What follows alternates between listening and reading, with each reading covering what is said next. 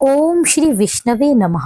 आप सभी को सफला एकादशी की हार्दिक ढेरों शुभकामनाएं। श्री हरि आपकी सारी मनोकामनाएं पूर्ण करें और आपके परिवार पर सदा अपना आशीर्वाद बनाए रखें। आज की इस वीडियो में आप सुनेंगे सफला एकादशी संपूर्ण व्रत कथा और 11 माता की आरती। आइए श्री हरि का ध्यान करते हुए कथा का श्रवण करते हैं। एक समय धर्मराज युधिष्ठिर भगवान श्री कृष्ण से कहने लगे, हे मधुसूदन, मैंने मार्गशीर्ष के शुक्ल पक्ष में पड़ने वाली एकादशी अर्थात मोक्षदा एकादशी का वर्णन आपसे सविस्तार सुना। अब आप कृपा करके मुझे पोष मास के कृष्ण पक्ष की एकादशी के विषय में भी बताइए। इस एकादशी का क्या नाम है, इसके व्रत का क्या विधान है और इसकी विधि क्या है, इसका व्रत करने से किस फल की प्राप्ति होती है। कृपया हे जनार्दन मुझे यह सब विस्तार पूर्वक बताइए। तब धर्मराज युधिष्ठिर की बात सुनकर भगवान श्री कृष्ण बोले, हे राजन, पोष मास के कृष्ण पक्ष में आने वाली एकादशी का नाम सफला एकादशी है।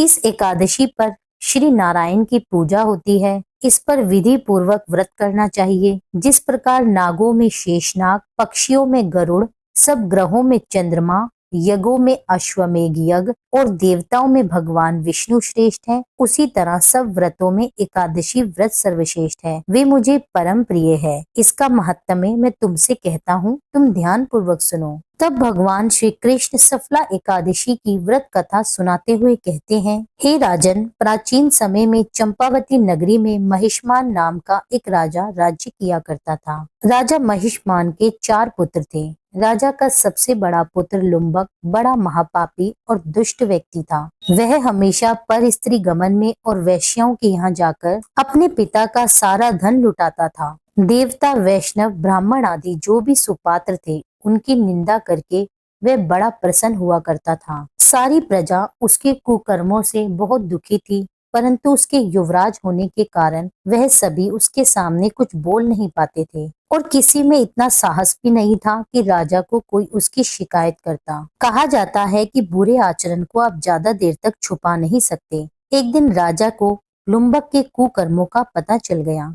अपने पुत्र के बारे में यह सब कुछ जानकर राजा बहुत ही क्रोधित हुआ और उसने उसी समय लुम्पक को अपने राज्य से निकाल दिया, उसे बेदखल कर दिया। पिता के द्वारा राज्य से निकाले जाने के कारण लुम्पक को अन्य सभी लोगों ने भी त्याग दिया। अब लुम्पक विचार करने लगा कि मैं क्या करूं, कहाँ जाऊं। तब उसने रात के समय अपने पिता के यहाँ चोरी करने का निश्चय कर लिया। अब वह दिन में तो राज्य से बाहर रहता, रात होते ही अपने पिता की नगरी में आता और वहाँ चोरी आदि बुरे कर्म किया करता। रात के समय जाकर वह नगर के निवासियों को मारता, उन्हें कष्ट देता और उन सभी से उनका धन भी छीन लिया करता था। उधर जब वह दिन में जंगल में रहता तो वहाँ के निर्दोष पशु पक्षियों को मारकर उन्हें खा जाया करता था। यदि रात के समय वह राज्य में चोरी करते हुए पकड़ा भी जाता तो राजा के सिपाही डर के कारण उसे छोड़ दिया करते। इस तरह लुम्पक दिन रात पाप, अत्याचार और जीव हत्या करने में लगा रहता। कहते हैं कि कभी कभी अनजाने में भी पापी इंसान भगवान की कृपा का पात्र बन जाता है। अनजाने में ही उससे ऐसे कुछ कर्म हो जाते हैं जिसके कारण भगवान को भी उसे आशीर्वाद देना पड़ता है। ऐसा ही कुछ लुम्पक के साथ भी घटित हुआ। जिस वन में वह रहा करता था वह वन भगवान को भी बहुत प्रिय था।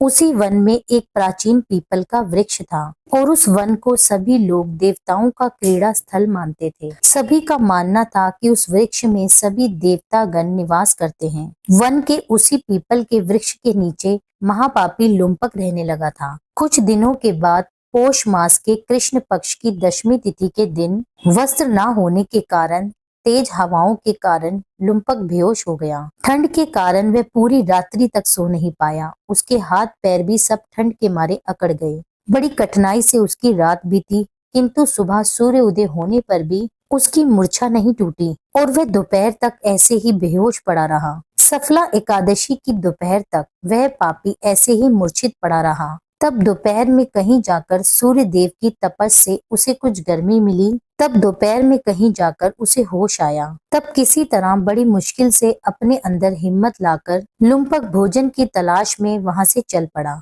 अब जब वह भोजन की तलाश कर रहा था तब उसके अंदर इतनी भी हिम्मत नहीं बची थी कि वह किसी भी जीव जंतु का शिकार कर पाता। तब उसने मजबूरी के कारण धरती पर गिरे हुए जंगली फलों को ही बीनना शुरू कर दिया। जब तक वह धरती पर गिरे हुए फलों को बीन कर वापस आया तब तक शाम हो चुकी थी। अब पीपल के पेड़ के नीचे ही वह सारे फल रखकर लेट गया और भगवान से कहने लगा, हे भगवान, ये फल तो तुम ही खाओ। मैं ये फल खाकर अपना गुजारा नहीं कर सकता, क्योंकि कहाँ तो लुम्पक रोज ही जंगली जीव जंतुओं को मारकर उनका मांस खाया करता और कहाँ आज उसे खाने में केवल फल ही मिले। उसे फल खाना बिल्कुल भी अच्छा नहीं लगा। उसने उन फलों को खाया नहीं। उसने सभी फलों को पीपल की जड़ में रख दिया और दुखी होकर कहने लगा, हे ईश्वर, ये फल आपको ही अर्पण है। इन फलों से तो केवल आप ही तृप्त होइए। ऐसा कहकर भूख और प्यास से व्याकुल होकर वह रोने लगा। सारी रात उसे नींद नहीं आई। इस तरह सारी रात पीपल के वृक्ष की जड़ में बैठा हुआ लुम्पक रोता ही रहा। इस तरह अनजाने में ही उस महापापी लुम्पक से एकादशी का उपवास हो गया और रात्रि जागरण भी हो गया। उस महापापी के इस उपवास और रात्रि जागरण से भगवान श्री हरि अत्यंत प्रसन्न हुए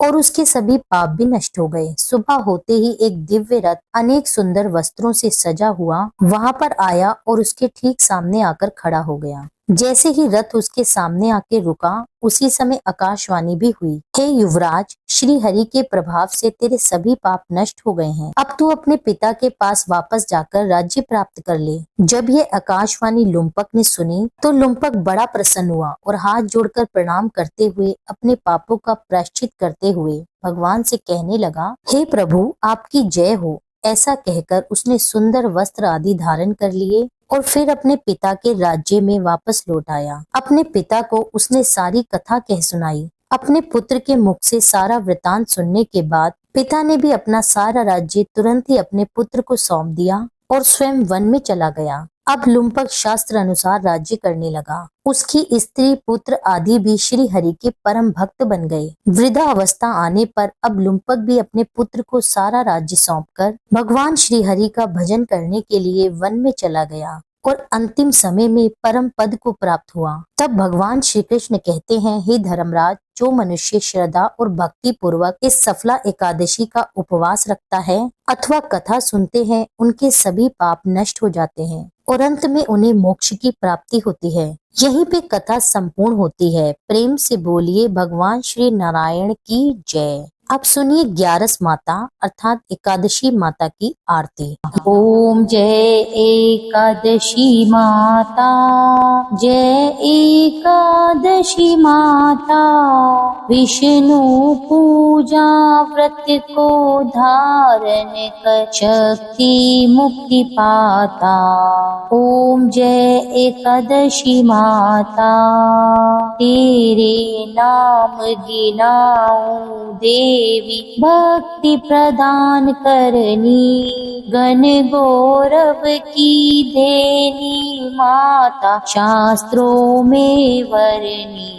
ओम जय एकादशी माता, मार्गशीर्ष के कृष्ण पक्ष की उत्पन्ना, विश्व तारिणी जन्मी, शुक्ल पक्ष में हुई मोक्षदा, मोक्षदाता बन आई। ओम जय एकादशी माता, पोष के कृष्ण पक्ष की सफला नामक है, शुक्ल पक्ष में होए पुत्रदा, आनंद अधिक रहे।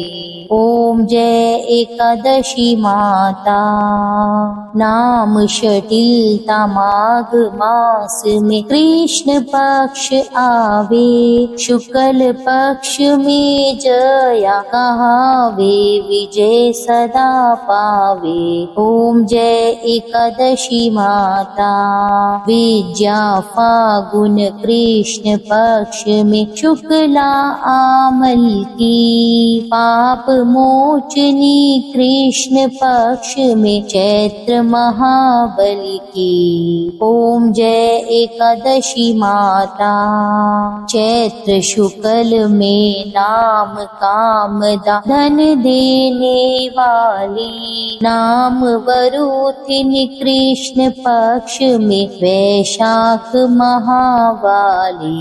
ओम ओम जय एकादशी माता। शुक्ल पक्ष में होए मोहिनी अपरा ज्येष्ठ कृष्ण पक्षी। नाम निर्जला सब सुख करनी शुक्ल पक्ष रखी। ओम जय एकादशी माता। योगिनी नाम आषाढ़ में जानो कृष्ण पक्ष करनी।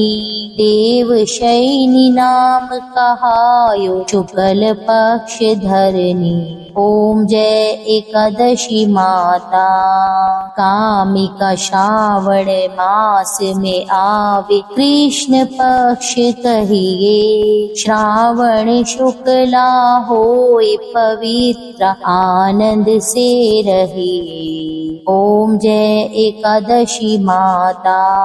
अजाभाद प्रद कृष्ण पक्ष की परिवर्तनी शुक्ला। इंदिरा आश्विन कृष्ण पक्ष में व्रत से भव सागर निकला। ओम जय जय एकादशी माता। पंपकुशा है शुक्ल पक्ष में आप हरन हारी। रमा मास कार्तिक में आवे सुखदायक भारी। ओम जय जय एकादशी माता। देवोत्थानी शुक्ल पक्ष की दुख नाशक मैया। पावन मास में करु विनती पार करो नैया। ओम जय एकादशी माता। परमा कृष्ण पक्ष में होती जन मंगल करती। शुक्ल मास में होए पद्मिनी दुख दरिद्र हरणी। ओम जय एकादशी माता। जो कोई आरती एकादशी की भक्ति सहित गावे। जन गुर दिता स्वर्ग का वासा निश्चय वह पावे। ओम जय एकादशी माता।